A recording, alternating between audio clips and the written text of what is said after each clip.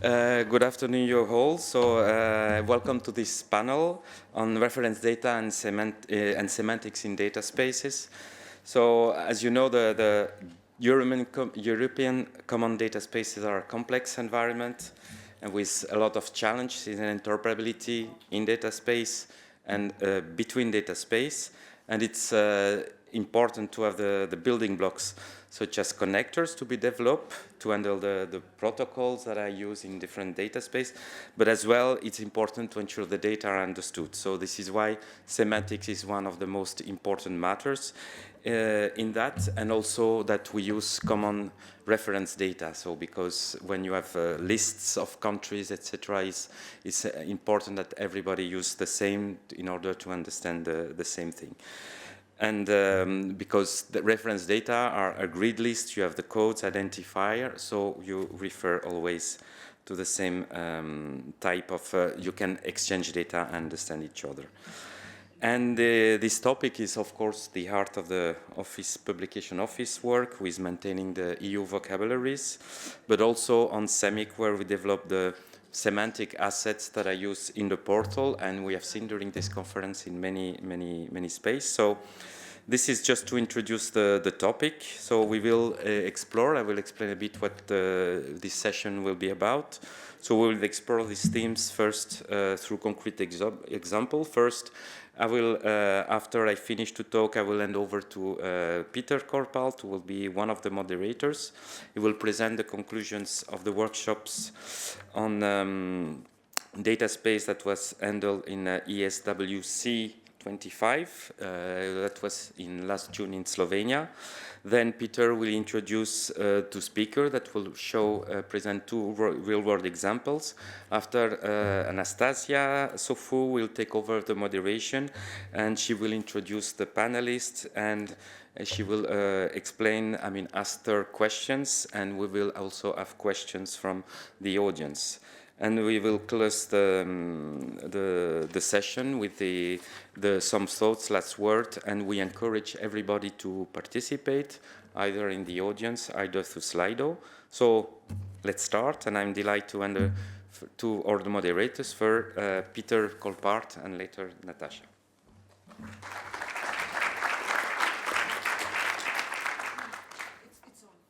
It's on. That's awesome. Thank you very much, George. I would like to immediately invite my two panelists on stage as well, Xuing Deng and Alexander Paulus. Sorry. Yeah. And I'm also going to sit down. Yeah, it's nicer. It's cozy, right? Yeah, it's comfortable. So why are we here? Because we are three academics on stage. And I can imagine that if you're in a governmental setting and if you really need to make things happen at the European Commission and in governments, that you hate to listen yet again to academics that have some fancy ideas and that probably are never going to happen, right? Well, I want to repair the name of academics in each case, certainly in this community. I think it's really important that academics exist, such as myself, such as also the keynote speaker of yesterday was also a professor at Amsterdam. This morning as well was the professor at the University of New York, and now as well at the University of Brussels. And it's not only for having fancy ideas that will never see the light of reality, but it's mainly of course to study and to think ahead and to make sure that we tackle problems that you don't see today yet. And it's in this realm that we saw the whole beginning of data spaces. We saw that pop up, and some of us were a little bit frustrated as well. Like we saw that academically, we've been working a lot on linked data, we've been working a lot on semantics, on RDF, on Shackle, on DCAT, on ODIRL, and so on. And what do we see now? People set up data spaces and they're not taking into account our work. That's, yeah, maybe something we need to work on. That's maybe something we need to challenge. We need to maybe also not be very cheap and just point at people in doing things in the real world, and also from our point not say, but they're doing a bad job. I think we must again take a step back, analyze, see what the questions are that we want to solve, and make sure that we have those answers. So what did we do? At the W3C, we have now a community group. So there's a community group. It's free for everyone to join. It's like a mailing list, but we call it a community group because we're fancier than a mailing list. At W3C, if you just Google for W3C data spaces community group, you're immediately going to find it. You can join it. There are already quite a lot of people following it. What we try to do there is, instead of talking about the concept of data spaces as a whole, we try to make sure that we can have very specific challenges to focus on. Because data spaces is an umbrella term for a couple of things that you need to look at. One of the first challenges, of course, that we defined is things like contract negotiation. We need to be able to get the trust to be able to reuse a certain data set. There's a lot of things already going on, and certainly within W3C, there's already a lot of specifications that can help us in that regard. For example, there's DID, there's verifiable credentials, there's the Open Digital Rights language, the ODRL work, the DPV, data privacy vocabulary going on. So we certainly must make sure that we can put that in the data spaces architectures that are going to be created. But still, we see that there's a research gap. We see that whatever has been positioned, there's still also, from even an engineering point of view, you still need some research to make sure that we bridge the gap between theory and practice. And that's what our workshop at the extended or the European Semantic Web Conference is all about. So that's a conference about semantic web, about linked data. We organize a workshop there as initiated by the community group to bring together academics there. We put academics there we force them to not just put a very high level paper about data spaces there. Now we force them to fix a challenge that we defined. So we have a GitHub issue tracker now on which people have to add their issues, their challenges. These challenges can be discussed on the issue tracker, and it's on there that we also make sure that, look, this paper at this edition of the Semantics and Data Spaces workshop at W3C, at ESWC, is tackling that. So that's what we've done. Now this June in Portorož in Slovenia, we organized the 3rd edition already of that workshop. We got to discussing challenges like contract negotiation, but also certainly discovery, for which of course we know DCAT over here, but we're trying to get it further. Like, instead of using DCAT only for populating a data portal and then having a human look through the data sets and finding a data set, we try to leverage DCAT in order to make sure that you can go towards automated data discovery. So then you can say, like, look, I have a data set, I need something in this realm. How can I automatically find a certain data set there? But also in data spaces, it's not only DCAT that's going to make sure that you have your discovery. There's also going to be different discovery mechanisms, and we talk about that. A third challenge that I want to mention is the one on pipelining and making sure that we can innovate procurement somehow. Today, if you have a certain problem that needs a data solution or data tech-based solution, what is often happening today in procurement is we're going to procure one big data platform and we're going to throw 5 million euros against it, and it's one big company that needs to answer to that. Now, if you have interoperable building blocks, if you have interoperable processors within data spaces, we can make sure that we can chain chain that together. And we can make sure that the procurement is based in small steps. And it is also something that we've been debating about. Could data spaces be a solution for having interoperable services across businesses, so that businesses can say like, but yes, I can deliver that map component there. I can do that. And another company can say, but I can do this, and that you have that way a different way. Now, these are 3 examples of challenges. We have many more, and we try to document them as good as possible. We try to evolve them as well. And from that perspective, I brought 2 fantastic speakers of that conference also over here, Xuying and Alexander. That each of them are going to give a presentation on that they also did at the academic workshop, but they're going to make it focus on the audience that we have over here. But maybe first, Alexander, you're also like one of the co-organizers of the SES workshop, or your group is, or yeah. So yeah, but why do you find the workshop particularly enticing to contribute to, and why does your group also help organizing it? No? Ah, okay, now it's on.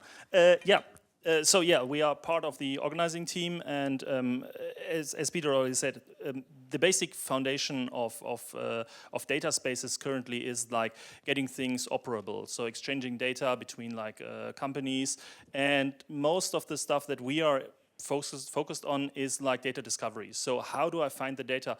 Do I ask for a specific data source, or could I in the future ask the data space, and everything else is automatically applied, so I get just the result that I want to have, instead of like querying for data sets and then do all the manual processing. So this is what we are interested in, and we hope that with the merging of like the scientific efforts in order to bridge the interoperability gap, and also the industrial advances in bringing together like different participants, making the entry barrier of participating in a data space lower, we can bridge that gap, that we find like a solution that is in data space as a whole, and not in separate parts, in like differentiating between the data exchange and the information exchange. And this is what we are advancing with our research, and this is why we support the data semantics and data spaces workshop.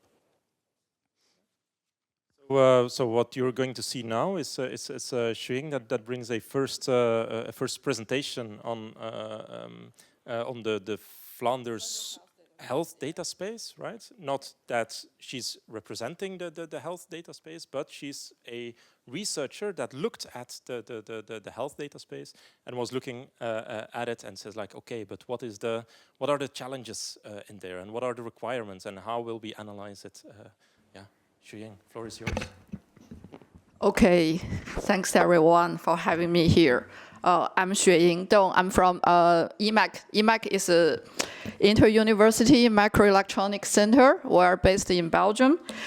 So actually, we're the world's biggest independent research center on semiconductor. I think IMEC is the perfect position to talk about how to transform from academy to industrial, because we have done this for 40 years for semiconductor domain with ASML, TSMC, with so all the companies. But we also do research on other topics, for example, so data space. So today I will present one of our projects we have done in 2024, the Flemish health data space. For today, I will talk about why we decide to do the health data space. And I think the most people maybe care here how we have done it from technical perspective. Because I'm a software engineer, so I do work more practical. Like you can see how the works are deployed, and then the takeaways we have from this project. Why we do the health data space? I think most audience here are from the government body, right? So basically, our client is also a government body, is the health department of Flanders government. So they would like to try to apply the Data Act. to have interoperable of data in health sector. Therefore, like we proposed the idea, maybe we can try to do a Flemish health data space for them, like to let them know the power of data space, the power of semantic, and the power of interoperability. And the project goal is to map the need of the government side and also provide our insight and our expertise. And then I will talk about like how we have done that, and so which kind of implementation we have done for our client. I think most people are familiar about this design. So this design is from IDSA. So IDSA has a reference model for what is data space, what are the components in the data space. So you have this design, the reference model 4.0 from IDSA International Data Space Association. And we map this design to very concrete like component. So you have the connector, and you have metadata broker, and you also have the vocabulary hub, and also the other component, for example, clearinghouse. So according to this conference is about semantic, therefore I will start about vocabulary hub in the health sector, in the health domain. So the vocabulary hub is like the vocabulary hub we all know, like where you host your vocabularies. In the health domain, they already have some standards. For example, FHIR, the fast health interoperability resource. So this is like an international standard. For FHIR, they have their definition of FHIR server and FHIR client. So there are lots of data are exchanged already in FHIR. And inside the hospital itself, they use OMOP for the storage of their data. And there are also Fireware. They have also a standard. Fireware is a company, I think, in Spain. They also have their own mapping semantic model to FHIR. So there are also a vocabulary for that.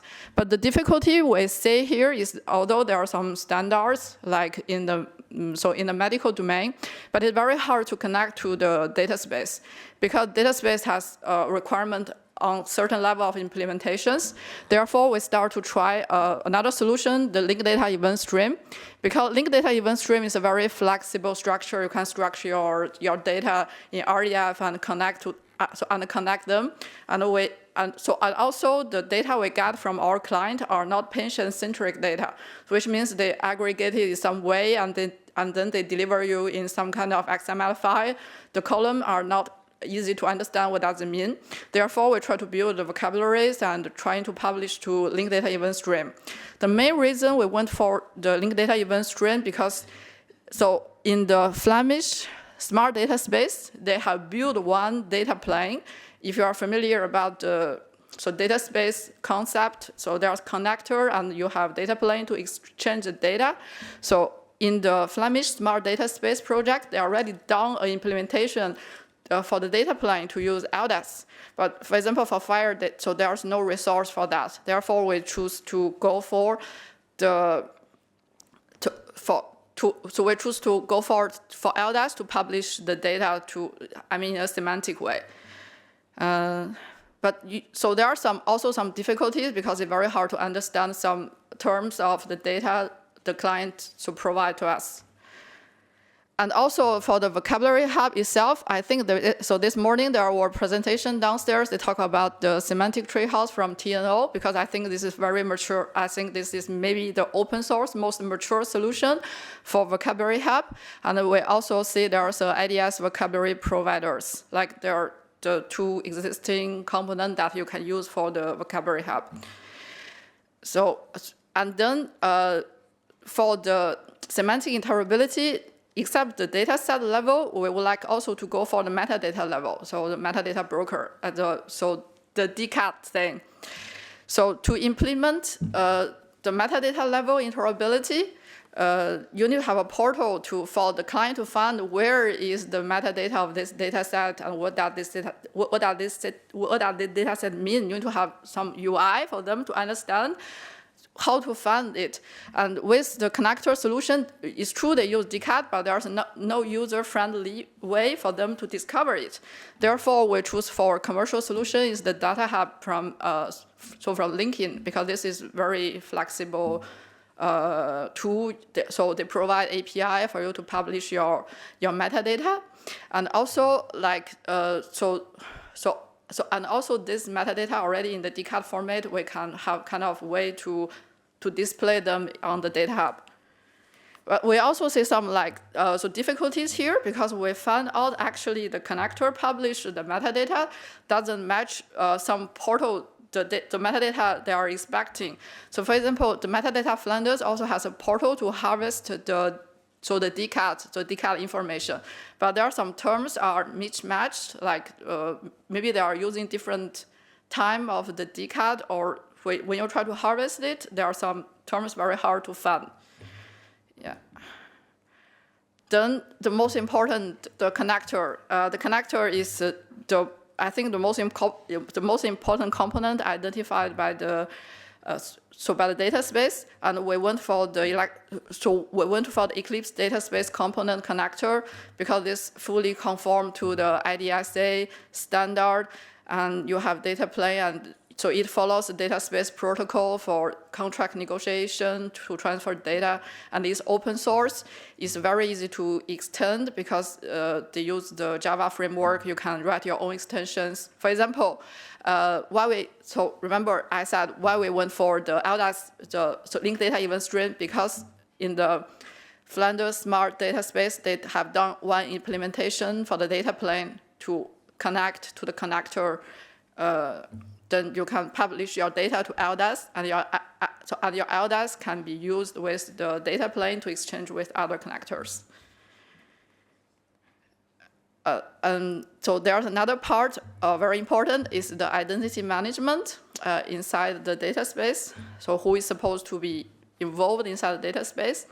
So I think most people here, maybe they heard about verified credentials. The verified credentials is very trendy thing now, but when we were trying to do the data space, because the verified credential protocol is not really from machine to machine, and at that time, the Eclipse team, they were doing the decentralized claim protocol for machine to machine communication.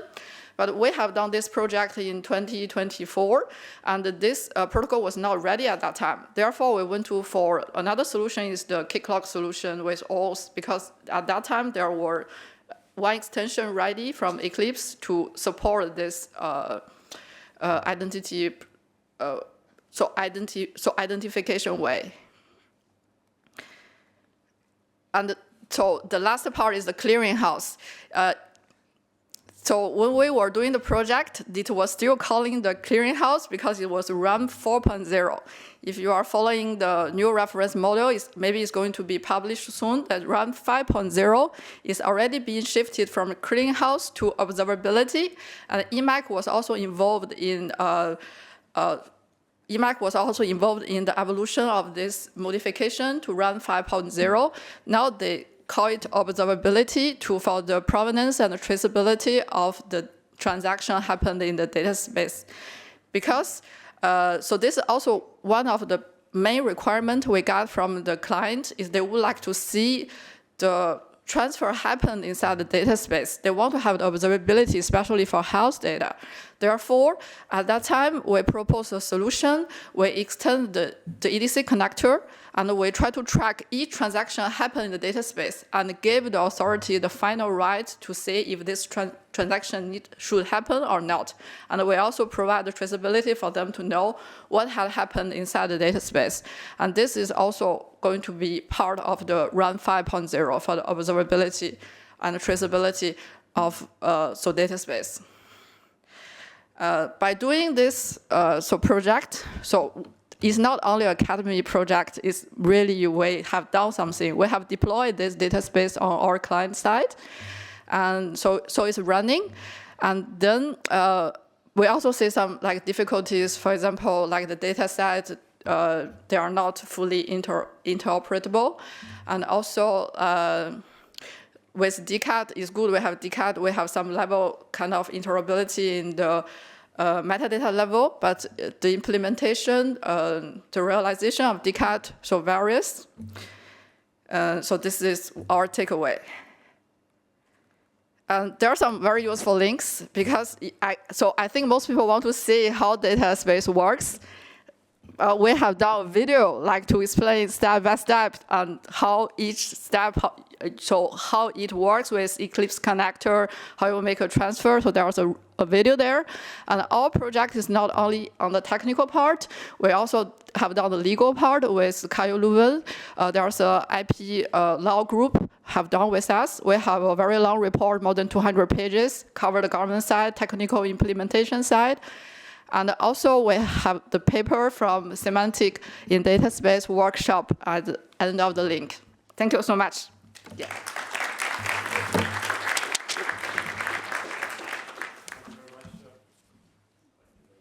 Thank you very much. Yes.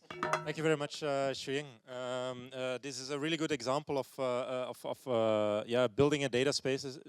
Building a data space, and that it's not just building a data space, but that you need to think about a lot of different concerns, and that all of these different concerns have their own evolution path and separate community of researchers that are actually working on it, and trying to bring that all together, that's a research task as such. And okay, as you said, it's not only academic because you actually made it work in production as well.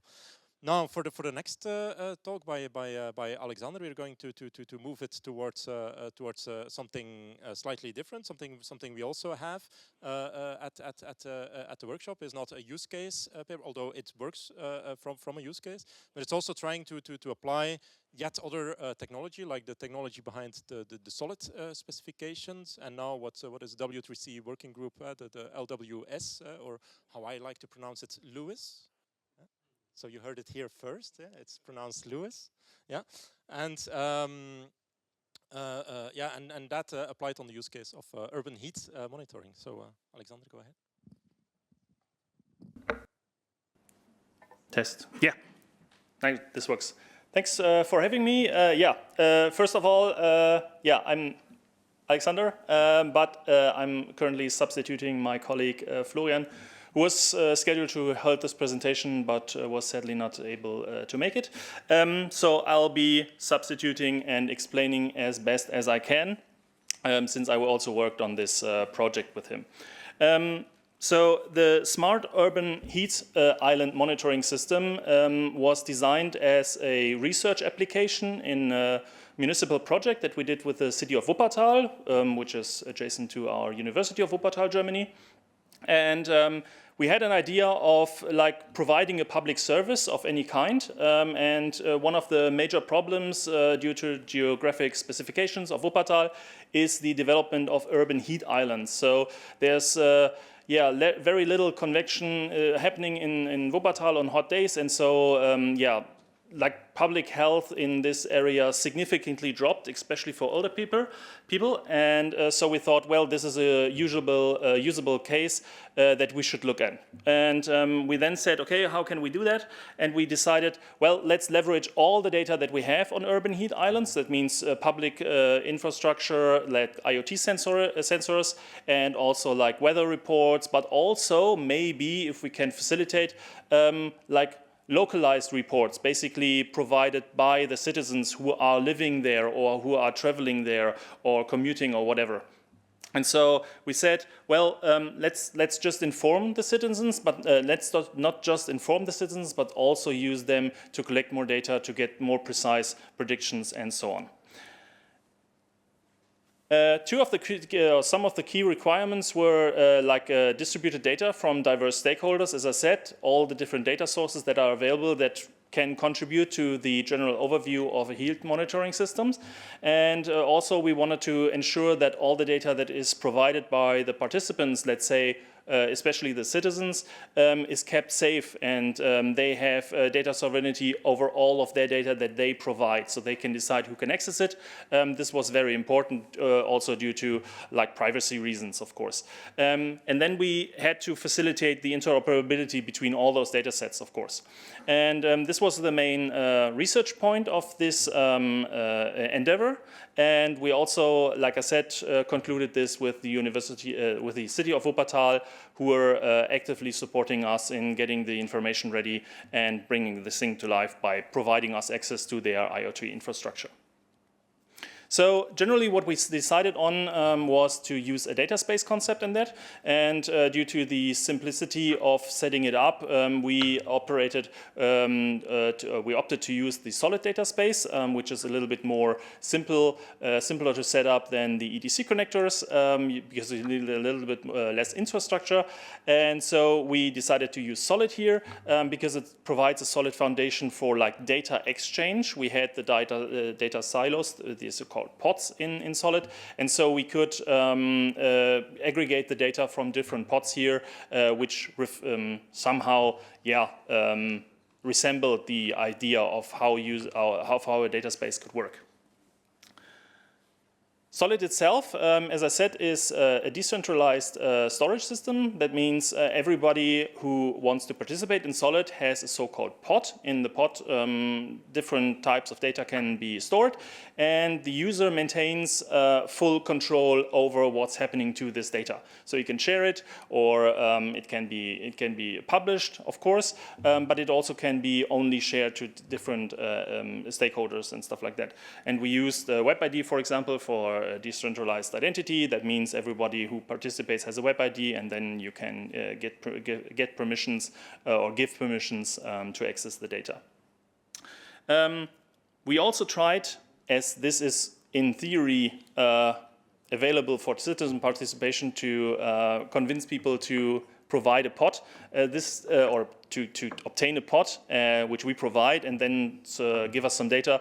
This didn't really work out so well in the first phase. We're currently working on that, but in general, this would also be possible in future scenarios. All right, so when we were first working with the Solid infrastructure, we were aiming to create like a Solid application. A Solid application is basically running solely on the pod, or on the data that is stored inside the pod of a specific user.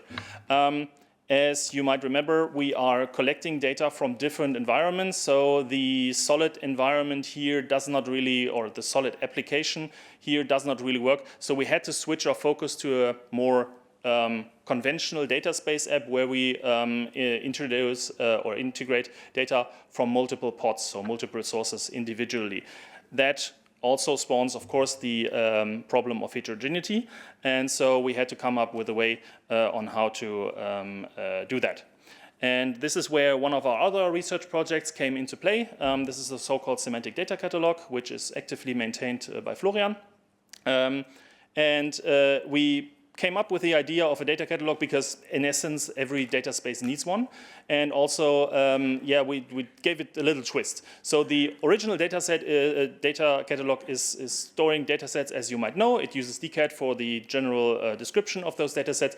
But we also, and this makes it a semantic data catalog, provided a semantic model to all of these data sets, which is basically an understanding or a formal representation of the content that these data sets contain.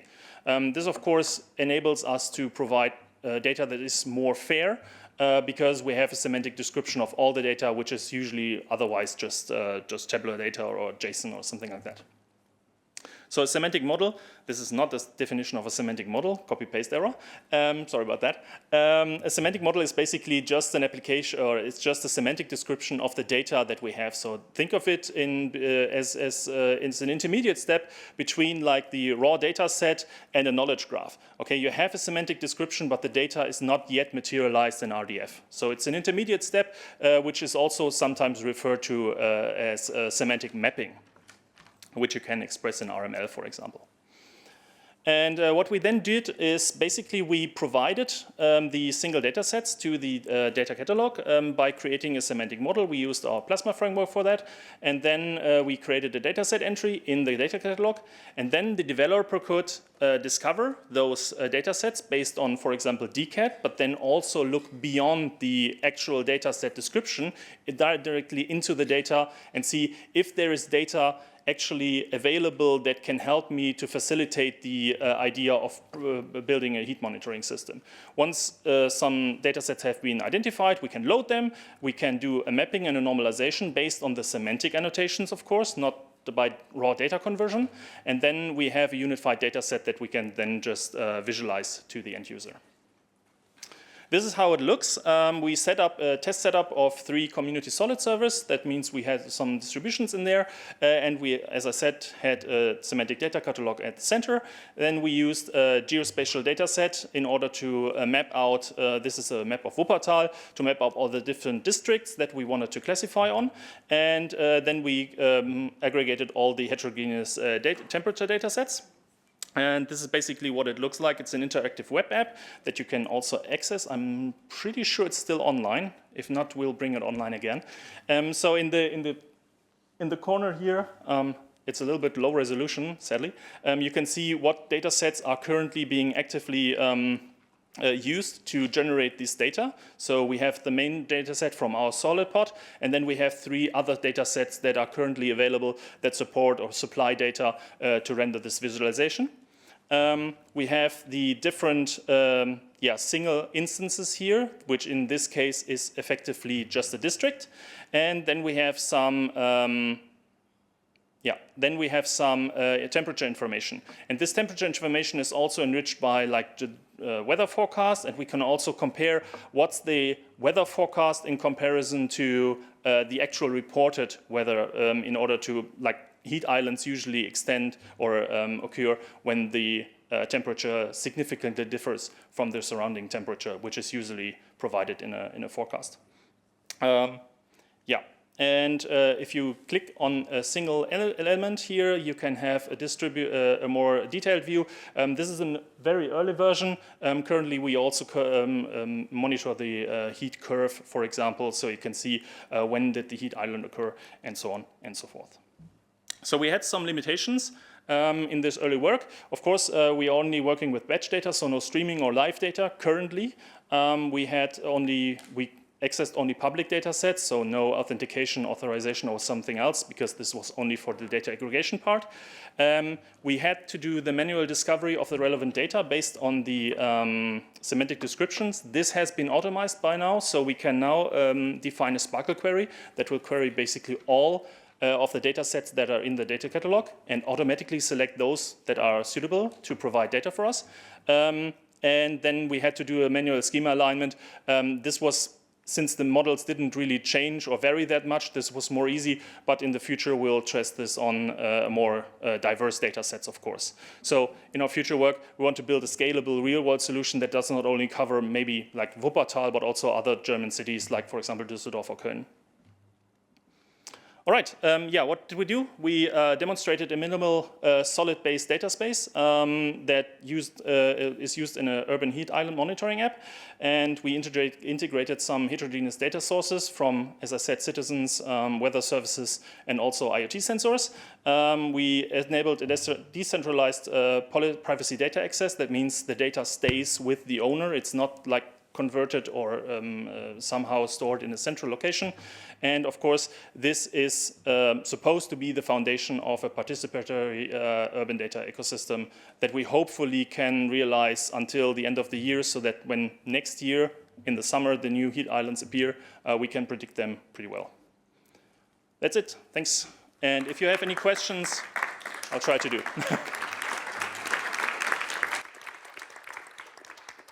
Good. Thank you a lot, Alexander. I hope that this you can sit down. I hope this this sketches a good idea of what we try to do with the W3C community group, and what we also try to do with the ESWC data spaces workshop, or Semantics in Data Spaces workshop. That's what it's called, SDS, Semantics in Data Spaces, because we always want to get the semantic interoperability aspect into data spaces.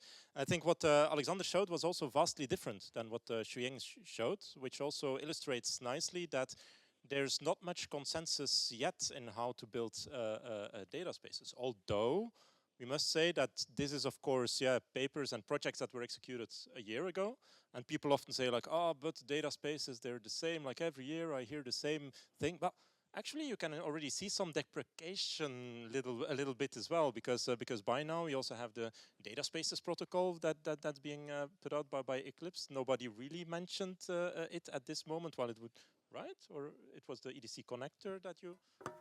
I'm going to get contradicted here. Okay, the database protocol is by IDSA. They made the database protocol. Basically, they define how the API should do the contract negotiation, data transfer. Normally, all the connector which conform to the IDSA specification, they should implement that. Yeah, it should implement that. Yeah, it should implement. But I don't know solid. Solid connector. There is no solid connector in that way, so I'm not really sure if this applies. Solid is generally not considered as a data space per se. So we use it as one, but I don't think the IDSA approves. Correct, and why would that be? Because of course in data spaces, or how IDSA sees that, you have the control plane, you have the data plane, and on the control plane you do contract negotiation. Yeah. You don't really have contract negotiation. You have contract negotiation, but you don't follow the reference architecture in full, so that's how kind of off scope. Because you more have just access control and solid specification. Yes, yeah. So I'm not an expert on that, but this is what I understood. So it's a hybrid basically. Yeah. So before we start having an academic fight here on stage about all these things, I would like to see whether there are some questions in the audience about the two presentations we just saw. Yeah. I will. I know you have a mic. Yeah, just go ahead. We'll start in the front. Thank you very much. I was also among the lucky ones that I had the chance to see them also in ESWC, and thank you very much again. They are very interesting. My question is that how do you relate your efforts, technologies, your data spaces to the European common data spaces? So there is, for example, Simple that has the same technologies. I'm not sure. I would like to hear your opinion. So, and also question about the European health data space. How do you relate your work? Are there differences? Are there commonalities? Are you connected? I would like to hear how you connect to the common European data spaces. That's for both of you. Okay, thank you so much for the question. Yeah, so I'm also with the deploy EMDS. I also know a little bit about the Simple. Simple also use EDC connector as a solution. So theoretically, they should be connectable, but we have never tested that. And for the European European health data space or European data space, I don't know if there are deploy instance running. We have never tested that. Yeah, but I think everything will be interoperable in kind of like standard way by IDSA, by GAIX, this kind of organization. Also on the semantic level, right? Yeah. Thank you. Is that answering your question, Vasilis?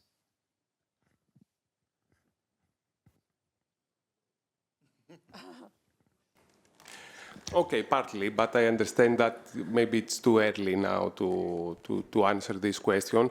But this is also going to Alexander. How do you relate your work to Simple, for example? The solid technologies, how close is to what Simple is proposing? And do you have something to elaborate more on this, on the advantages and disadvantages of solid versus the technologies that the European data spaces are using? So in general, the approach that we are following here should be agnostic of the data space that you are using and also the technology, because the essential part here is the usage of like the centralized semantic data catalog. And so the transport layer, as I mentioned earlier, is not really our concern right now. The only thing that we had to do is basically if you use, for example, the EDC connector, this one had to do the registration task with the data catalog.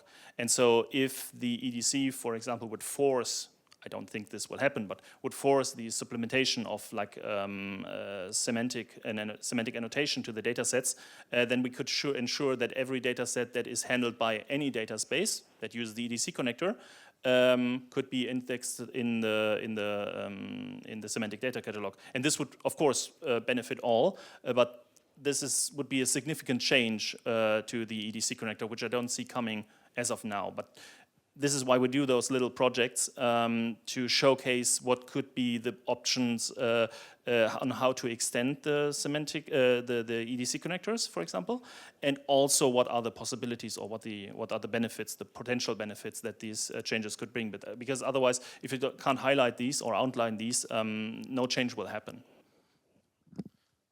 And as typically we wouldn't have a academic community if we would not all be in constant disagreement. So we are still having that discussion.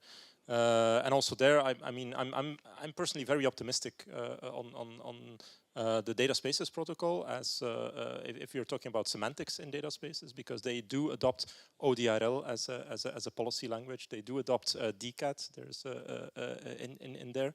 So it's they do have JSON-LD messages on the control plane. They just, I think they're right to do that. They don't enforce that on the data plane. You always have linked data. I don't think they should. I think there are valid use cases to even probably also mention PDF or even exchange PDF documents sometimes on the data plane. Yeah. I see some happy people in the audience. Okay. I saw some further questions in the audience. Maybe first Claudio, yeah? Yes. I'm sorry. Thank you. Back in the days of academia, I remember we were allowed to use expressivity when using formal models, and you're talking about semantics. So my wondering was, to what level can you push the modeling? Can you even declare a range of a property or a domain of a property when you use this semantics model? And if it becomes that expressive, do you have any process that leverages that, or reasoning, let's call it that way, that leverages that explicit semantics, formal semantics? So yeah, that's a different. That's somehow related. I think what we do is, in order to create those semantic models, we rely on standard ontologies. So this is nothing out of the ordinary. We just, as I said, it's a hybrid, or it's an intermediate step between like the raw data and the knowledge graph. So we rely on ontologies, and we can also validate those semantic models using Shackle constraints. The thing is, like, we are not. We are trying to adopt as many technologies as we can. Currently, these semantic models are built in our own standard. This is not, future-proof, let's put it that way. And so we are trying to shift the focus onto using, for example, RML specifications, so everything that's standardized.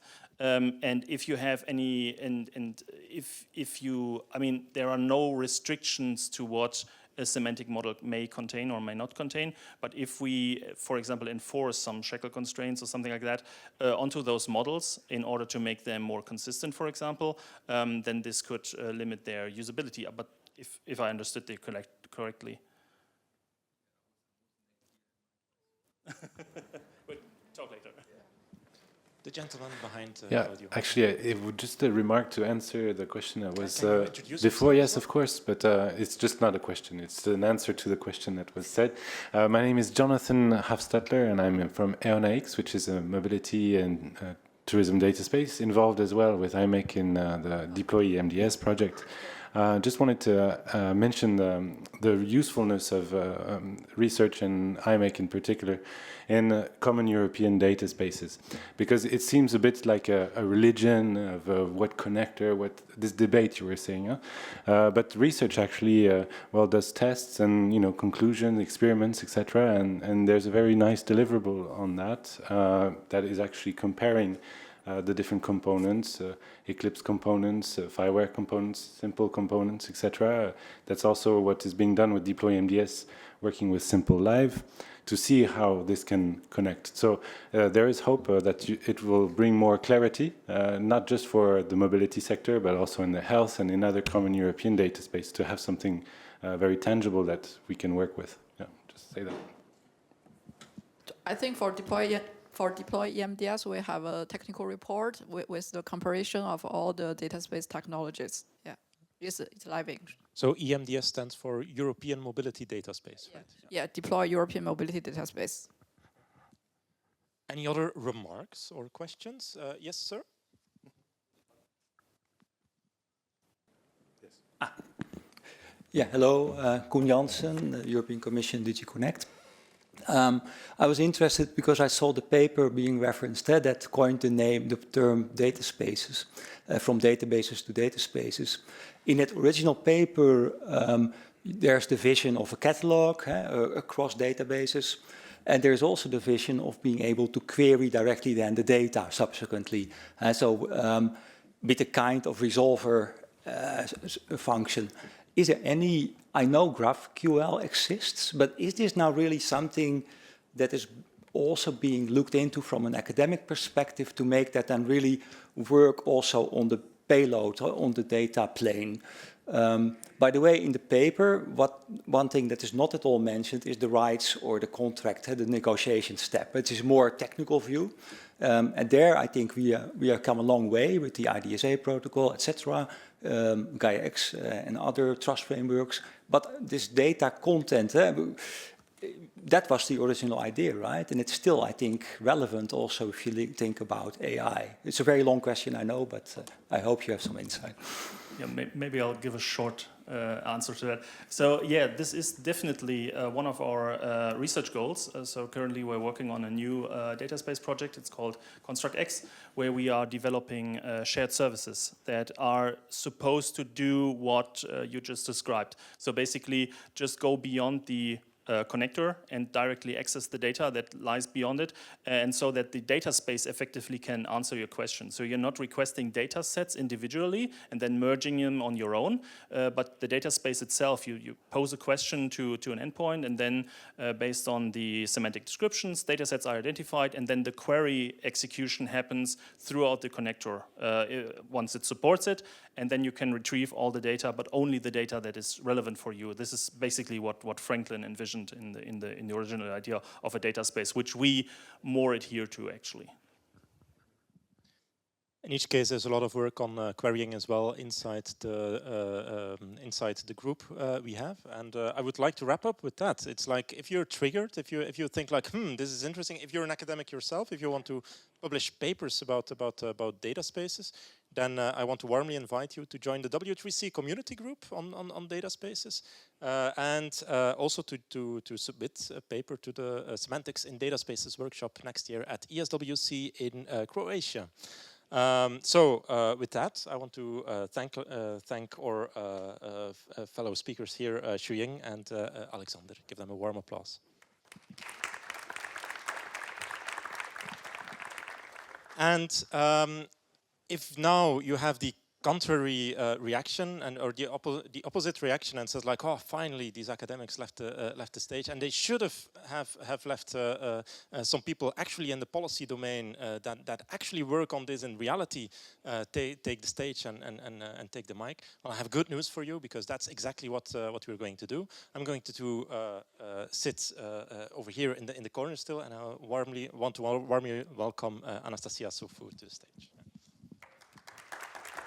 Thank you. I will sit here. Hello, good afternoon. So we're moving to the next phase of this panel, and I would like to call on stage with random order the panel. So I would like to call Pavlina Fragou.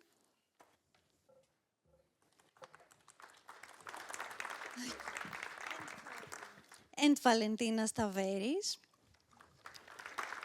Gianfranco Cecconi. And Marina Guado. I hope I pronounced your names correctly. Okay. So thank you very much. Welcome. Before giving the floor to all of you, I would like to do some kind of intro and say why we are here and how and why these people are here and what we are going to discuss. So we want to dive into data spaces and the role of semantics and semantic interoperability, the semantic standards and reference data. So if we take a step back and we think how it all started, we see that it all started with the European Open Data Platform, which is now known as data.europa.eu, which started as the first effort to successfully make thousands of datasets interoperable across Europe, where consistent metadata and shared standards were used. And then we had the term data spaces that came to the stage, and there was a lot of legislative support on it, and we ended up with the term that we have now and the concept that we have now of data spaces. And on top of this, we have the Data Space Support Center, which facilitates and accelerates the creation of data spaces. And we also have Simple, where it provides the building block and the practical steps that we need to implement the data spaces. And there are a lot of data spaces at the European level established at the moment, and we are lucky to have one of them together with us, representing the mobility data space, and from the European Union Agency for Railways. So this panel covers the full spectrum because we have policy, we have coordination, we have technical infrastructure, and sectorial implementation. So now I would like to begin and invite our speakers to say a few things about themselves. So could you please introduce yourself, telling who you are, your current role, how your work contributes to building Europe's interoperable data spaces, and starting from Pavlina, who is next to me. Good afternoon. Thank you very much for the invitation. I am Pavlina Fragou. I'm a knowledge manager in the European Data Portal, also known as data.europa.eu team, and in the publication office. And the role of that I try to support is the functioning of the European Data Portal, supporting the high-value data set, the Open Data Directive, in order to boost reusability and openness on data, but also to make the metadata of a data set as much as interoperable by supporting well-known standards and reference models. Thank you, Pavlina. Hi, I'm Valentina Staveris, working in the Cloud and Software Unit of DG Connect of the Commission, more specifically in the team managing Simple, that was nominated a few times already. So working on the Simple being the technical toolbox, I would say, but I know the name is more the SEC material, but really the actual backbone, I would say, of the common European data spaces and data initiatives, so that we don't recreate and redevelop from scratch every time that we have a data space. So that means reusing the components that are already existing and complying with the principles of Simple, but also developing what is not available in the market. So we have an integrated package, let's say, for common European data spaces. Thank you, Valentina. My name is Gianfranco Cecconi. I'm here wearing two hats. I'm the Chief Solution Officer of the International Data Spaces Association, that you've heard a couple of times named over the last few minutes. It's the industry initiative that specified the data space protocol first before we gave it to ISO for standardization, and it is currently in the process. I'm also, I have the curse and honor to run the Data Space Support Center for the European Commission as Executive Director. I've been working in data sharing for the last 12 years. I was at the Open Data Institute in London, where Sir Tim Berners-Lee created Solid. I ran the Data Europa.eu before Paulina worked on it. I ran the Support Center for Data Sharing, that is the predecessor of the Data Space Support Center. And I'm here, I don't know what's next, but perhaps you will tell me. Happy to be of help today. Okay, I got this one, thank you. Yeah, my name is Marina Guado. I work for the European Union Agency for Railways. My colleague Gis presented this morning our knowledge graph, our ontology. I've been working in the agency. We started transforming our data sets, a couple of data sets linked to infrastructure and vehicles, with the help of Peter and Julian some time ago. And this has I think that it has meant a lot, because, as you probably may know, railways are super regulated, and we are trying to get, what they said, make a lemonade out of a lemon. If we manage to transform semantically all our rules, this is a lot of work done for all our stakeholders, and that's why currently, in the working document of the European Mobility Data Space, it appears RINF that is our register or infrastructure, and the ERA ontology are building blocks of the European Mobility Data Space. And well, let's see how, but that's what it says in the working document. Thank you. Okay, so data spaces and semantic standards and reference data. Where we are today, and what are the expectations for the future concerning the use of semantic in data spaces? I will start with Gianfranco. So it's useful to make a distinction first, that data spaces are on another level as traditionally semantic data. If you remember Hilde Hardeman analogy about the recipes and how you cook at the beginning of yesterday, specifying data spaces is like specifying how the restaurant works. Semantic data is used at a lower level to make the ingredients interoperable, while when you specify a data space, when you run a data space, you're actually specifying how the restaurant works. From that point of view, as also Peter said earlier, a lot of semantic technology are used in what we call the control plane to make the restaurant works, which means that there is no contradiction, and the ones who think that semantic data and data spaces are different things or are fighting for attention, it's completely unfounded. They simply complement each other. We are just working at a higher level in trying to systematize also the way by which different participants in a sharing situation relate to each other, find agreement, and everything else. So what's the status? It's still a relatively new technology. To the best of my knowledge, of the many technologies that are used in a data space, only data space protocol has got to a standardization level, a real standardization level, international standardization, while the others are still finding their feet. But I'm an optimist. We're working hard on this. Expectations, a lot, because all of the advanced applications that we want to enable, including AI, not only require massive volumes of data, it's blah, blah, quality and so on. The ambition for data space is that we will take down some of the barriers that prevented the data to be made available until today. Thank you. Thank you very much. And related to this, Valentina?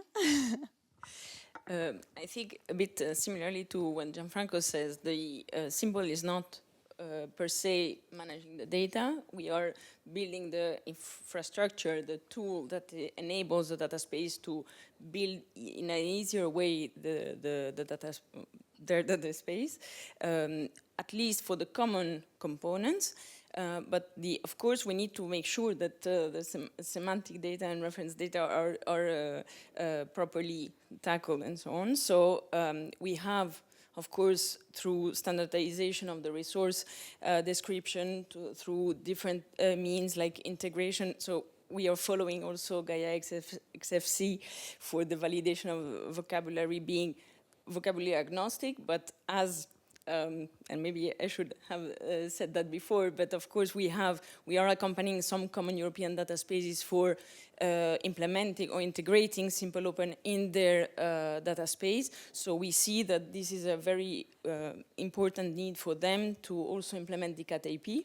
So for instance, we are integrating, we aim, and this is maybe something that we didn't communicate yet, but we are exploring the fact of integrating the CAT-AP at the moment, so helping also these elements, and we are also helping, supporting already this compliance with the CAT-AP through the use of ITB. So, thank you. Thank you. And Pavlina? Again, the same question for you. What is the status at the moment, and what you see in the future? What are the expectations concerning semantics in data spaces? Of course, through your viewpoint. I wouldn't say expectations, I would call it challenges. First of all, I think that the first challenge for us is to make ontologies and trusted reference data more hosted in the European data portal, meaning doing through the EU vocabularies also, and make reference data as a trusted reference points for data integration in order to boost semantic alignment and harmonization. Also make a DCAT-AP that is used in DCAT-AP for high-value dataset to be used as a common reference and starting point in order to increase discoverability and accessibility. That will be the first point also to data spaces and used as a backbone and a trusted point of reference to the different data spaces. Okay, thank you. And Marina, you covered a bit earlier with your presentation this question, but do you want to contribute more on this? Do you want to elaborate a bit? Well, I would like to ask a question to Gianfranco. It's about, because I got a feeling that, yes, it's a relationship between restaurants, but at the end of the day, you need to know if the restaurant is vegetarian or is, or so you need to be very linked or very connected to what is below the data, below some specific contract, you know. And my feeling was that data spaces was born thinking on this, on the contract, on the data, protecting that data change, and a misconcept that you can open the semantic, not the data, and know what you are engaging or trying or aiming to engage before, and I don't know how it is today, right? You know, you can be very strict when talking about data spaces if you want to. So you can say, oh, if it's not decentralized, it's not a data space. If it does not allow multiple operators of the same service, it's not a data space, and so on. I don't think we are yet at the moment of maturity when we want to be that strict. Sometimes in the SSC we run role plays to explain some of the concepts. And one of the tricks we usually make is that you could run a data space on paper if you wanted to. Because the key points we are making when using data space as a governance model is that we want to enforce the sovereignty of the participants in this game, in this model, and we want not to create positions of power, data monopolies, or centralized, not because centralized is bad, but actors that can abuse of their power as part of that system. So you can build it on paper. You can use it CSV if you like to. You can build it using semantic data. I'm not trying to push you back on that point. I'm just saying that we can solve the problems in parallel. We don't need to wait for the perfect data space to do semantic data, and we don't need to wait for semantic data to have a functional data space. It's better if we do. But imagine that I am a small stakeholder, a small company. I want to know which data space I should join. I don't know. That's another problem. That's another problem. So there's not many options for you. I admit that. The SSE has a service that we call the Radar. This was not organized, by the way. I'm sincerely answering. That lists all the data spaces we know about, and there are about 160. Again, we are not that difficult, so you will find in it data spaces are not based on semantic technology. You will find some that are not as decentralized as we would like them to be, but they are finding inspiration on those principles I told you about. They want to recognize the sovereignty of the participants. They don't want to create positions of power that are unbalanced for some of the participants. And for me, I would be happy enough if we had that from a purely citizen perspective. And then a few years from now, perhaps I will start being more difficult. Is it then also a matter of identifying your own initiative as a data space? Do these 200, how many? 200 and how many? 150, 160, I believe the last time. 260, yeah. Are those initiatives that identify themselves as a data space, or that you said it looks like a data space and it quacks like a data space, so it's a... Oh yeah, you're opening a can of worms here. Do we have the time for this?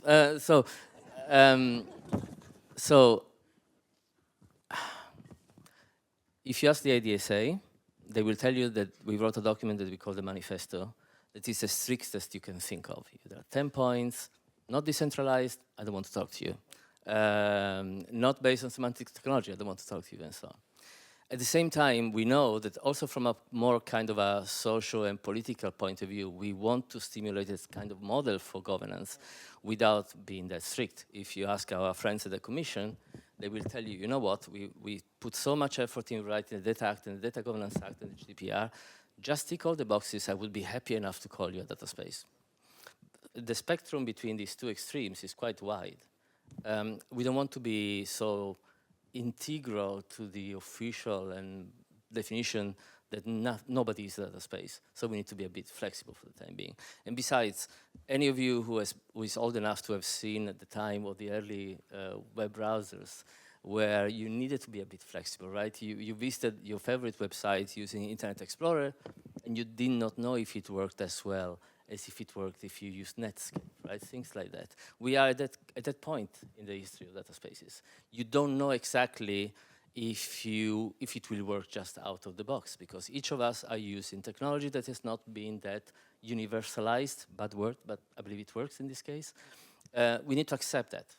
Yeah. A few years from now, our connectors, the component that we named earlier, will be mature enough so you need to stop wondering. As today, you probably don't need to wonder, oh, will I use Safari or Chrome? So like the historic browser wars will now come back with data space connector wars, yes. Yeah. And I know someone who is already in the middle of those wars. Yeah.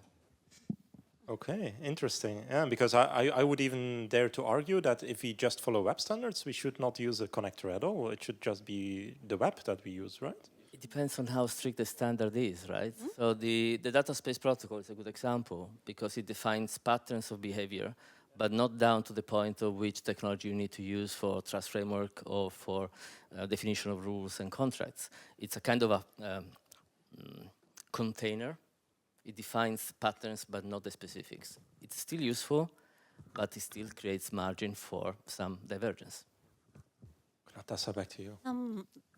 A question, maybe not related to semantics, but all this number of data spaces that you just mentioned, do you have any idea and if they are related to the European data spaces, the one defined by policy? The Commission, I'm looking at you, Koen, recognizes 71, I believe, if you go to the European Commission website for data spaces, for common European data spaces. Don't get me started what that means, but I can tell you. Again, are they data spaces or not? I don't think this is the topic that is the most interesting today. But again, I would suggest you to use the same criteria I said earlier.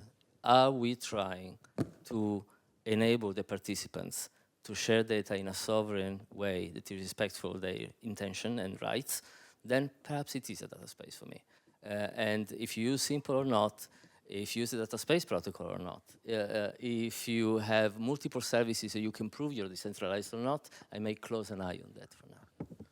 I'm interested what Valentina thinks about that. Is it like... No. But because is it a data space if it doesn't use simple? Well, the common European data spaces have as a requirement to explore simple, and of course we realize that you cannot revert engineer when you have your data space already developed, of course. But the common European data space needs to explore simple, also because this is meant to not rebuild from zero. So I think it's useful also not only for the common European data spaces, but simple is open source, so you can download the code and use it. Of course, it's a middleware, so you cannot. It's not ready to use, but it's done on purpose to be customizable to all needs of the data spaces. As I said, it's like the backbone, and of course, the point is to make it for your needs. Yeah. So simple is the next Netscape in the browser wars, and you're trying to fight the Internet Explorers of the world, or not? Maybe that's twisting your words. Yeah. Furniture of the restaurant, can we say? It's an open source implementation. So yeah, I would say it's one of the browsers today.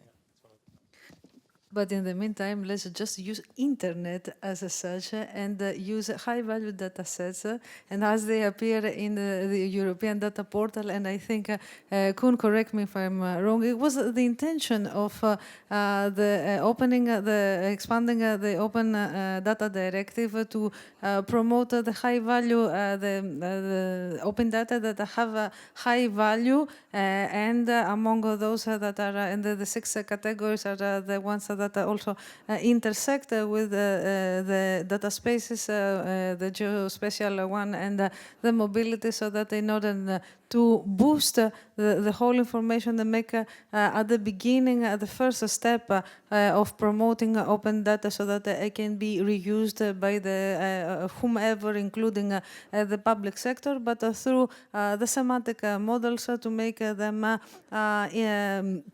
interoperable with the forthcoming under construction data spaces. So that is why DCAT APs can be used as a backbone and a means of interoperability with the different data spaces, to be used as a common denominator, and the portal also to be used as the trusted and the point of reference and the backbones with the different data spaces. Thank you. So, Pavlina, with a few words, what is the role of high-value data sets in the data spaces? It's just, as I said, create a standardized backbone across data spaces, use ontologies and reference links, link data sets across the multiple data sets, use the common codes, references, and labels and structure, and provide an authoritative, open, standardized data as a central point to data spaces. With the concrete examples as well, we can have on the geospatial data with and the mobility, the meteorological, statistical data set. We can say that thanks to reference data, an omelette is an omelette whatever restaurants you go to.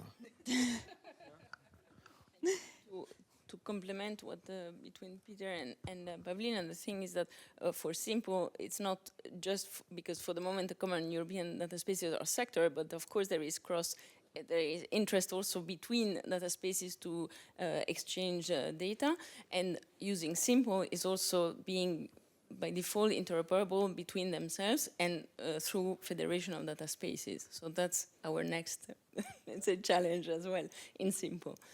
So. Thank you, Valentin. I want to...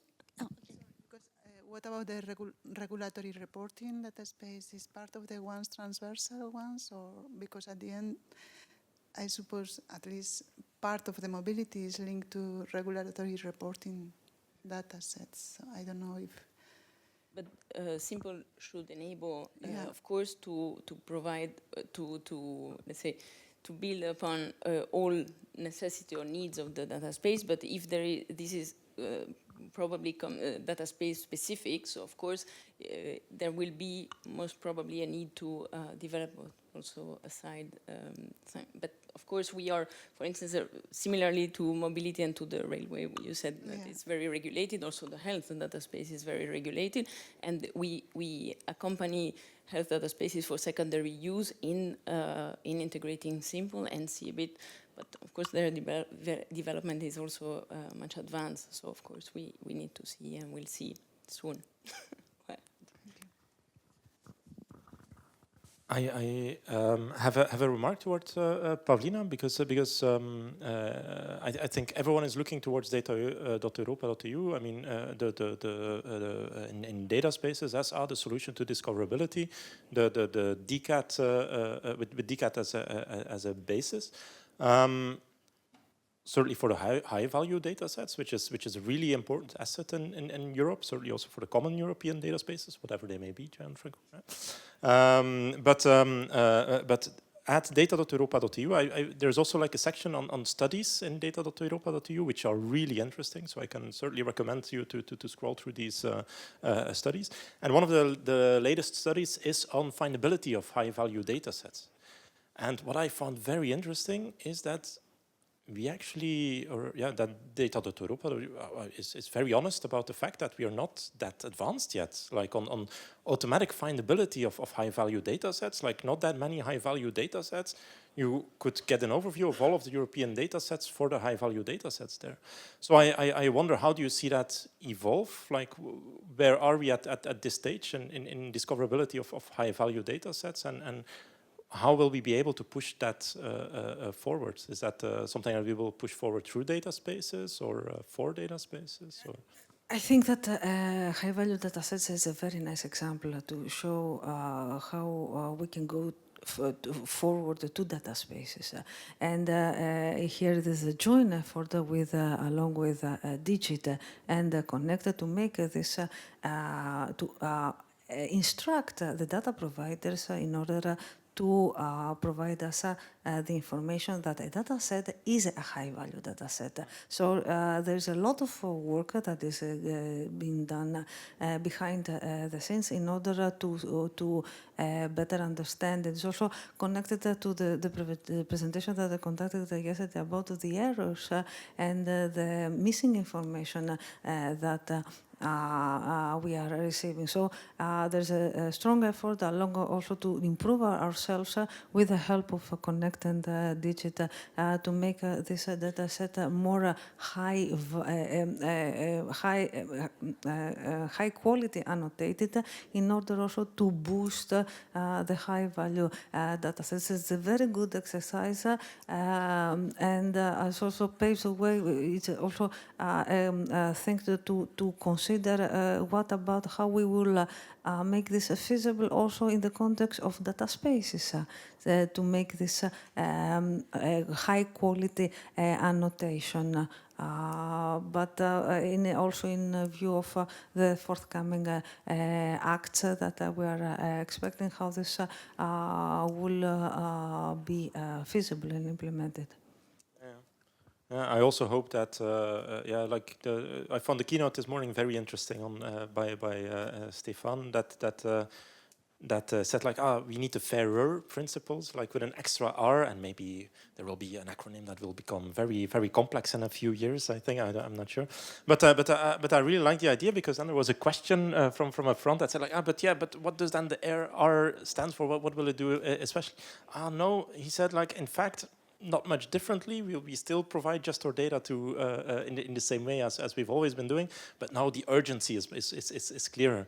I think the same might happen for the high-value data sets, that now there's again an extra urgency, like how come that this high-value data set is not yet available, or how in this AI system it's not findable by this AI system because it's not it doesn't have the right metadata fields, for example, on data.europa.eu. So I think that way we will I hope that we can get to a 100% score there on the study on the high value data sets, on the findability of it. I hope that if you repeat the study in a couple of months, years, that maybe we'll see much higher scores there. It's our intention, of course, yes. I want to, because earlier Gianfranco mentioned maturity, so I want to get back to this. I know that you are now assessing the maturity of data spaces, and I wanted to specifically ask about the semantic maturity. Do you have any plans to assess the semantic maturity of data spaces, or do you have ideas of the semantic standards used, and what are your recommendations for semantic standards in the data space? Yeah, first of all, the current status. There is a specification for the maturity of data spaces that has been defined by Data Space Support Center, and we are currently handing over to Senelec to become an official specification as part of GTC 25 for the ones of you who know a bit how Senelec works, which means that I believe in the next few months we will have something recognized by the European Technology Standardization Agency as something that describes what we call mature in a data space. The model is aligned with what I described earlier, so it is not too strict. We don't want to condemn initiatives that get something wrong or a bit loose. We want to say accommodate and stimulate them to go in the right direction. At the moment, the maturity model for data spaces does not go down to the semantic level. So it's simply the way it's being designed as a start. But there's no reason why it should not include those elements. For example, the moment the maturity model in the future iterations starts describing how perhaps some protocols are better appreciated than others, then perhaps those protocols should be semantic. That is simply a place where we are not yet at the moment. And what about semantic standards? Do you have any recommendations in the new version of the blueprint that will come out soon? Yes, so the blueprint, for the ones who don't know, is a collection of functional specifications for typical components you would find in data spaces. From a DSSC point of view, we are sector neutral, so the specification we write needs to work a bit for everybody, whether you are mobility or tourism, whatever. Which means that, particularly in the early years of the project, we've been reviewing sector-specific standards, including semantic, that some of the data spaces should be using or are expected to be using. It's not prescriptive. So at the moment, again, we are not asking them to do it to be considered a good data space against a bad one. The individual initiatives, sector by sector, are the ones who are expected to have the expertise to actually decide what those semantic standards are. So I would go to Marina to ask what are the best semantic standards to describe trains or railway services. You would not ask me. Yeah, that's true, that's clear. Nevertheless, I think that in a data space there will be some data flows that falls under the EU Data Act. And for that, there is an article where it says you need to follow or you need to use well-known vocabularies and semantic practices. So then you need to use, then it makes sense to annotate that that data space is using semantics for those data flows that are under the Data Act, right? But again, the SSC does not have legislative power, right? So we need to go back to our friends in the Commission because I know it's a difficult balance to strike, right? So the more prescriptive you are, the more you're dividing the world into good and bad, right? So and we may put some in difficulty. We were talking about high-value data sets. One of the reasons they're not as adopted as they could be is because the public administration offices, the open data teams in the countries do not have the same resources. If you have the opportunity to attend any of the open data expert groups, you will see there are countries that say, oh yeah, we're doing fine, we are preparing this, we're preparing that, we tick all the boxes, and others say, well, I barely have the money and the budget to do security, well, sorry. So that is what is creating some of this trouble that we are observing today and the differences between the member states. So yes, we may want to be more prescriptive, but we may also create some degree of division in the way by which the member states can react to that. And based on what Marina said, there is the standardization request from Connect for harmonized standard for data spaces. Are you going to consider this request and be a bit prescriptive in your blueprint? I'm not DG Connect. No, but... So again, we have plenty of officers in this room, I'm sure. We are funded by DG Connect, that's correct. So we respond to DG Connect's requests. They are setting the line for us. At the moment, I believe there is no intention to be more prescriptive than we are already. As simple as that. Back to the resources, yes, I agree that the different member states do not have same maturity, same resources. But when modeling, when applying semantics, I think that, okay, you provide the work done, don't reinvent the wheel, reuse something that is well known, that is standardized, that is in the web. So why not to force to use the well-known vocabulary? Officers, you're listening, right? Yeah. Thank you, Marina. So I wanted to ask, sorry, Pavlina. What are the steps being taken to avoid fragmentation and to ensure that each data space, it's not reinventing the wheel? But that's also for Valentina, I believe. So from a specification perspective, yes. The blueprint and the other assets that the SSC has been creating over the last almost 3 years now have defined the language we should converge towards. The terms we use to describe the same components to the point that potentially any of the data spaces in the room today should be able to describe themselves to another, saying, I use this kind of functionality. It is called a participant agent. That is the fancy name for connector, by the way, and so on. So that is already in. I don't want to exaggerate it, it's a lot of progress. When the SSC started, we did not even think that we needed a glossary. It's the first thing we found out once we started working. And now we have one. And now Simple complemented it for the technology implementation.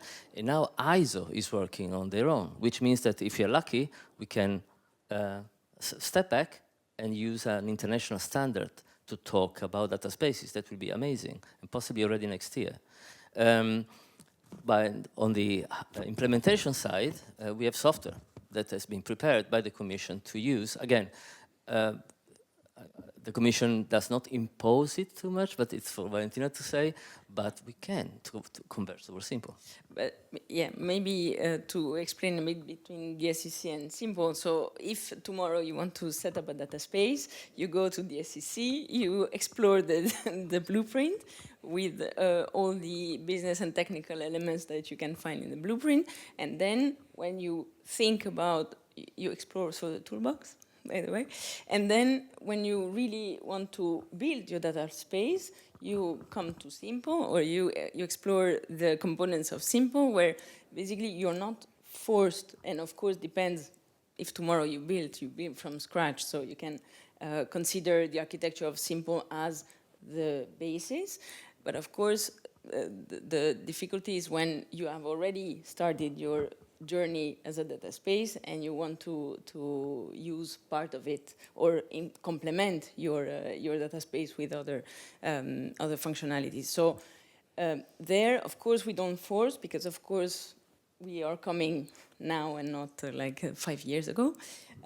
But we are also, as an open source middleware, we are also open to have a contribution from the community. So if you have already built something that is applying or complying to the principles of Simple, we are very welcoming also to complete the offering of Simple with the components. So that's also the beauty of it, in a sense. So you can make an analogy, perhaps. So imagine that you want to learn a programming language, right? So you're old enough and you want to learn C.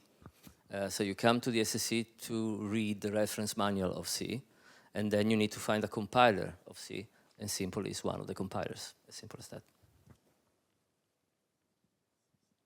Thank you.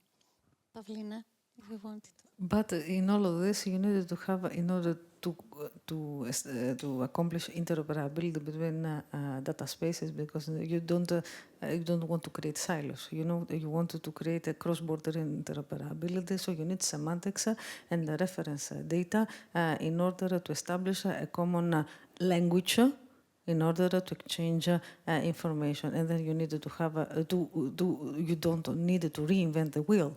So you needed to use existing ontologies and having the CAT-AP as a common denominator in order to exchange information, to at least access and find the information that has that appears in different data spaces, and then EU or other EU vocabularies that may reside in the EU vocabularies, as well as use in order to create a semantic alignment and harmonization, standard reference data that may reside also in the European data portal. And as it was the case, I think that yesterday it was mentioned that a reference model was used in one data space and they needed to reconsider it in another data space because they are using the first one was extended, was about the time, something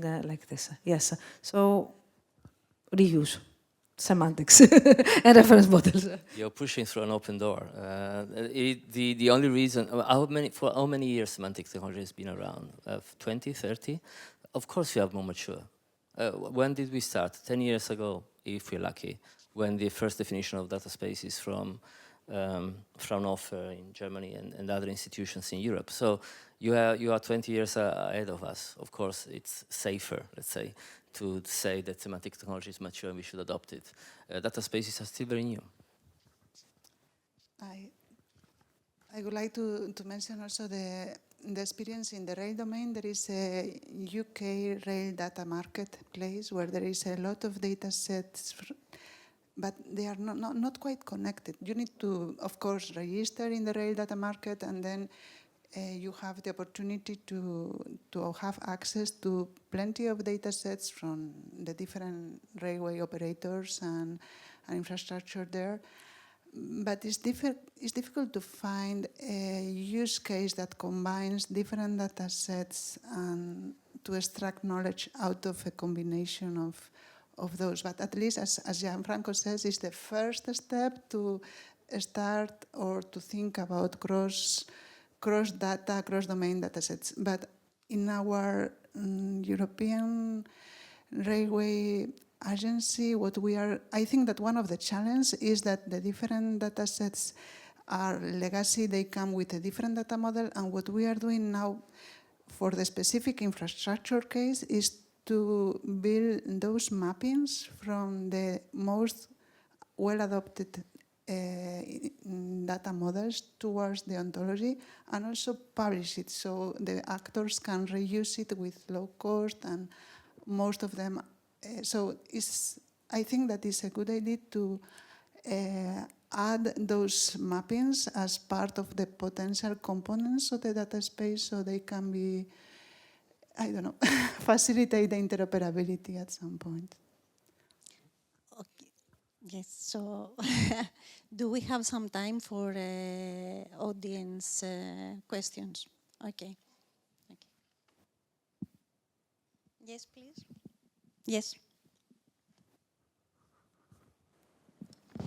Yes. Hello, my name is Claudia Mureșan. I work in DG Defense Industry and Space at the European Commission.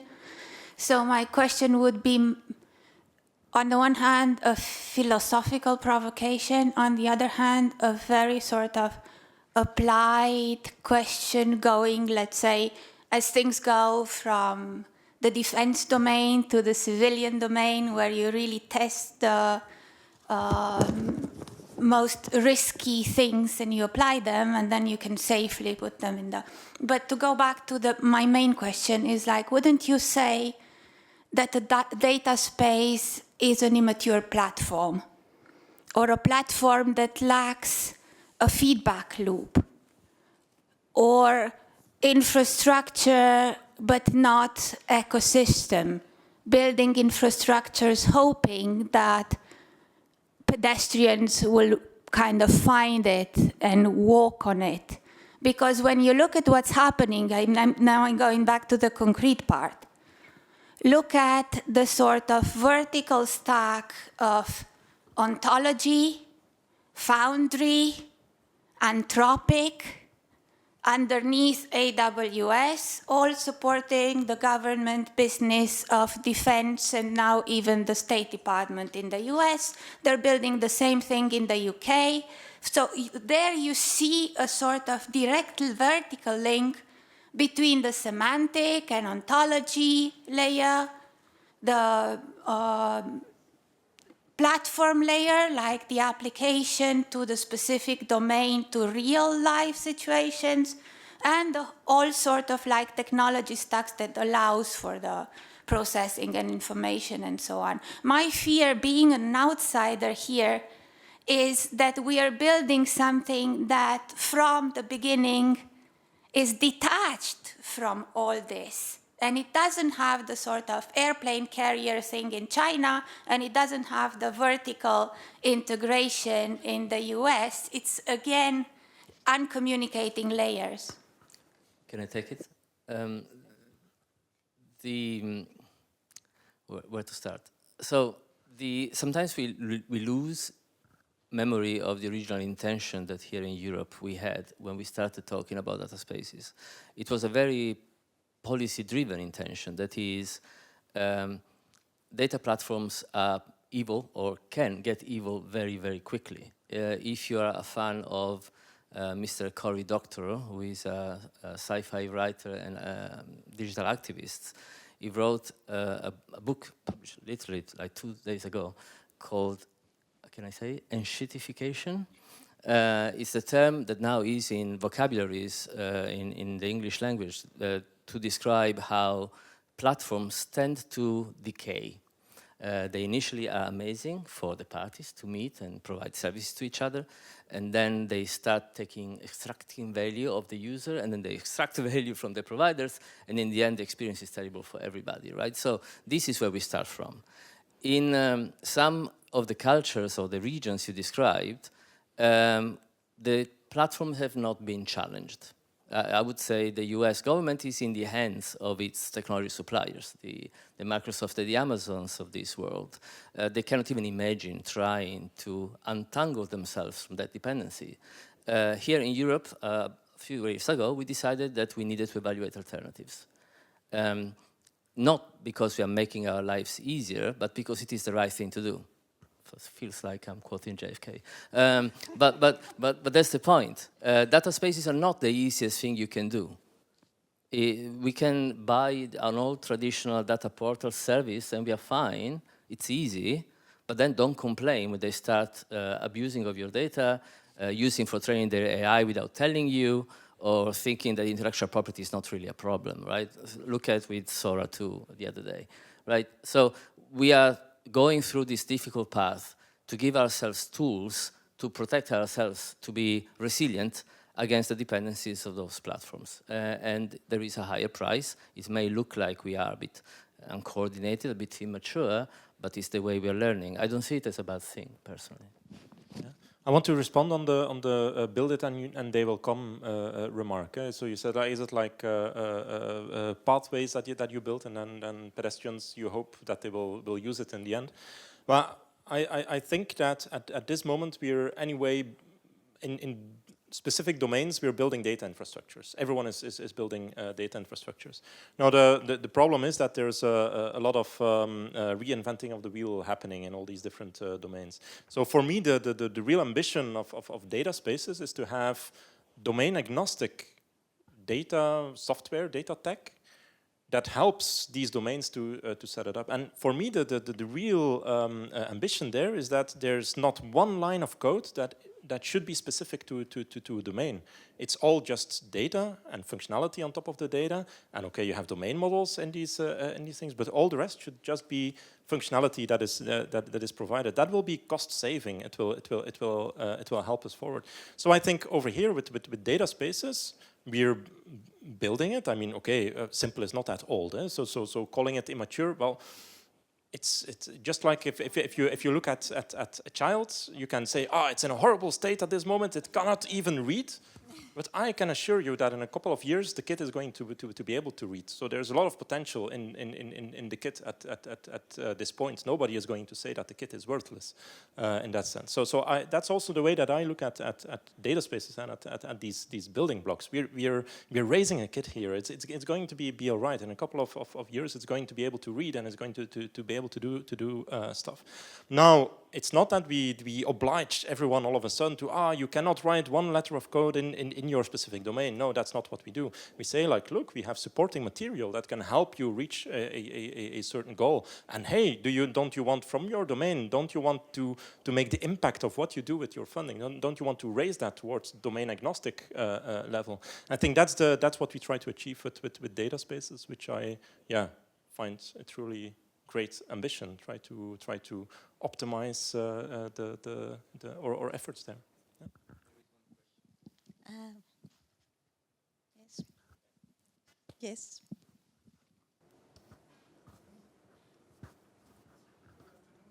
One moment. Yes, now you can talk. Now it works. Good afternoon. I'm Pascal Derek, Innovation Manager at Cienzano, the Belgian Public Health Institute. If I start from the assumption that the internet is a data space, meaning we've got standards, we've got access to data, so it's global. What will be the purpose of creating EU data spaces? Is not bringing a group of people together working on more operational exchange of data. Thank you. First of all, I would challenge that the internet is not a data space. That's perhaps too easy. The internet is a transport instrument on top of which you can build anything, really.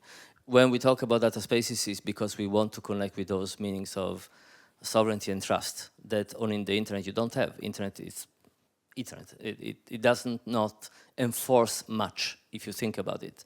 And that's possibly also it's a good thing. It gives you freedom.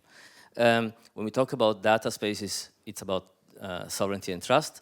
When we talk about common European data spaces, I try to avoid this topic, but it's when we refer to data spaces that are aligned with the European legislation and values.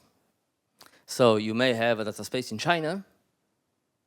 I'm not sure that they would be respecting private communications in some cases.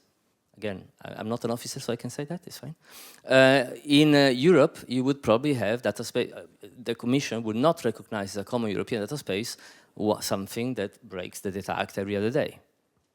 You may be a data space, you probably are illegal in Europe, but you're not I won't call you a common European data space. And the term has been a bit abused over the last couple of years. In the early days, common European data space was used in the same way we use common European market. That's not the way we use it anymore. Now it's just a way to refer to those data spaces that are recognized to be aligned with European legislation and values. So from that point of view, back to your question, we are, say, not too strict, but at the same time not to lose either. We want data spaces to be operating in Europe, to be compliant with legislation and to be aligned with the kind of values that we identify ourselves with. So elements of privacy, sovereignty, trust, and what is embedded in our legislation. I hope I answered your question. Okay. Thank you. We are running out of time, so...